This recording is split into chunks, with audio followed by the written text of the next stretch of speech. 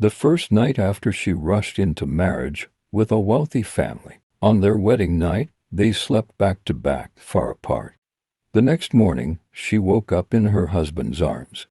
She assumed she must have moved in her sleep. The second night, she made sure to sleep as far away as possible. But once she was asleep, he quietly pulled her close. Only then could he relax and fall asleep. Their marriage was arranged and happened quickly, so she kept her distance.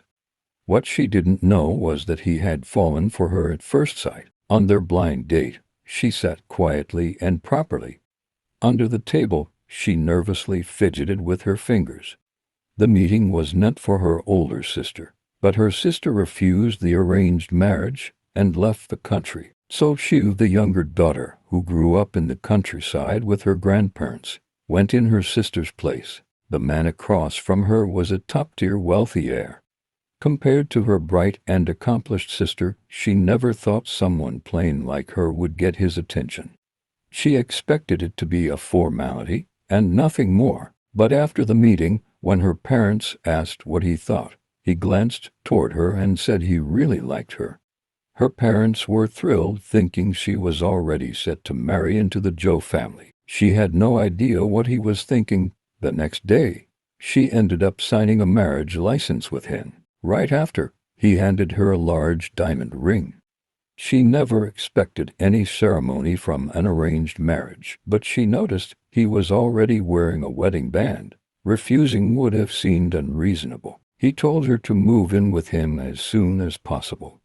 Everything was happening too fast, but since she was now his wife, she decided to try and accept it, and agreed to move in soon. Then he left on a business trip. For the next month, her life stayed the same, except she was now living in his large villa. At work, as an intern, she was often picked on by her boss, but never complained.